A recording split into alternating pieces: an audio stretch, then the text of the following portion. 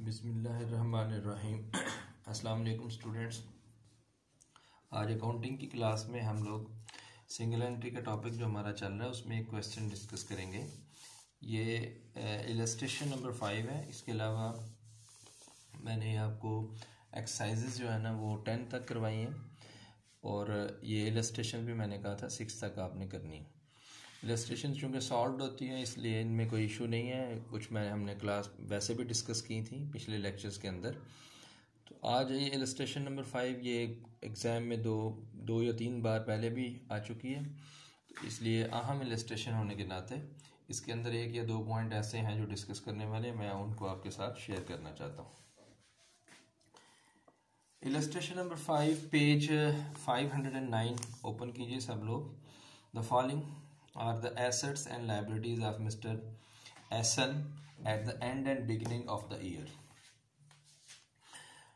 ये at 31 दिसंबर 2005 का data है और ये 1 जनवरी। सबसे पहले ये देखिएगा कि बाद स्टूडेंट इस वजह से भी गलती कर जाते हैं कि उसका डाटा देने का जो तरीका है ना वो कई दफ़ा कंफ्यूजिंग होता है। अब यहाँ पर उसने ओपनिंग बैलेंस बाद में लिखे हैं और क्लोजिंग बैलेंस पहले लिखे हैं, तो आपने इससे कंफ्यूज नहीं होना। ओपनिंग स्टेटमेंट ऑफ अफेयर बनाने के लिए ये यूज़ करेंगे और क्लोजिंग बनाने के लिए ये इस्तेमाल करेंगे। सबसे पहले लैंड एंड बिल्डिंग, फिर उसके बाद plant and machinery, furniture, stock and trade, debtors. ये पहली जो 5 आइटम्स हैं ये आपके एसेट्स। इनको आप स्टेटमेंट ऑफ अफेयर के अंदर एसेट साइड पर लिखेंगे। फिर सन्डी creditors, loan from bank, other outstanding liabilities. ये 3 दरमियान में creditors, loan from bank, other outstanding liabilities ये आपकी स्टेटमेंट ऑफ अफेयर के अंदर, दोनों स्टेटमेंट ऑफ अफेयर में ये आप क्लोजिंग बैलेंसेस या ओपनिंग बैलेंसेस के तौर पर लिखेंगे, लेकिन ये साइड लायबिलिटी वाली होगी। ये लायबिलिटीज है थी। लास्ट पे कैश दिया हुआ है, ये एसेट है, इसको एसेट साइड पर लिखेंगे। दोनों बैलेंस दिए हुए हैं, ये क्लोजिंग बैलेंस है और ये ओपनिंग बैलेंस। इसके अलावा मजीद क्वेश्चन के डाटा में उसने इंफॉर्मेशन दी है।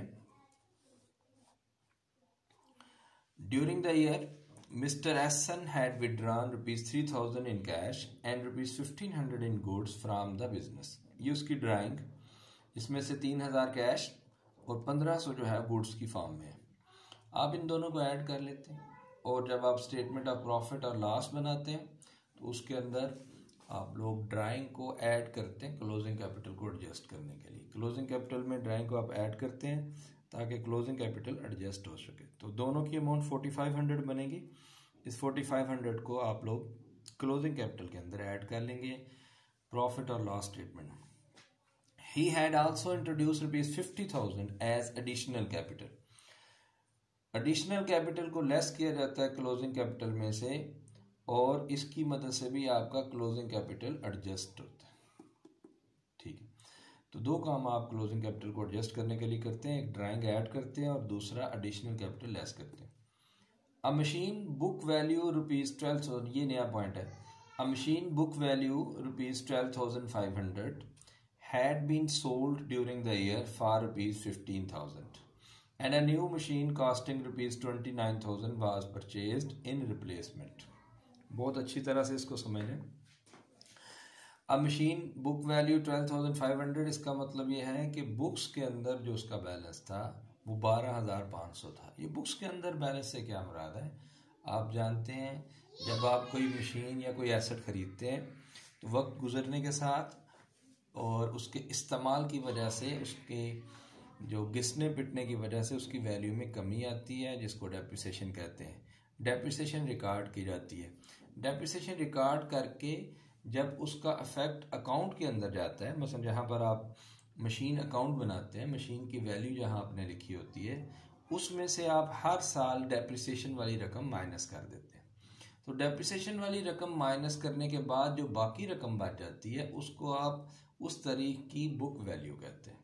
अब अगर कोई एसेट, एक मिसाल लेते हैं, अगर आपने एक मशीन खरीदी थी 1 लाख रुपए की और आप हर साल समझते हैं कि उसकी डेप्रिसिएशन 10,000 है, तो आपने 3 साल हो गए मशीन खरीदे हुए, पहले साल भी आपने 10,000 माइनस किया, दूसरे साल भी आपने 10,000 माइनस किया, तीसरे साल भी आपने 10,000 माइनस किया, तो यूं आपकी तीसरे साल के आखिर पर जो मशीन की बुक वैल्यू बनती है वो 70,000 बनती है। बिल्कुल इसी तरह से ये उसने मशीन की बुक वैल्यू आपको बताई हुई है 12,500, यानी उनके पास अकाउंट के अंदर ये वैल्यू लिखी है।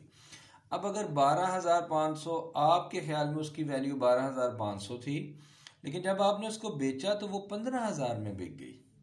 अब 12,500 वाली मशीन अगर 15,000 में बिकी है तो इसका मतलब आपको फ़ायदा हुआ है, लेकिन ये एसेट बेचकर फ़ायदा हुआ है। एसेट, फिक्स्ड एसेट बेचकर। आपका बिजनेस रूटीन में फिक्स्ड एसेट नहीं बेचता। आप ये चीज़ बेचने के लिए आपने मशीन नहीं खरीदी थी, लेकिन इत्तेफाक ऐसा है कि बाज़ का उसको आपको चेंज करना पड़ता है।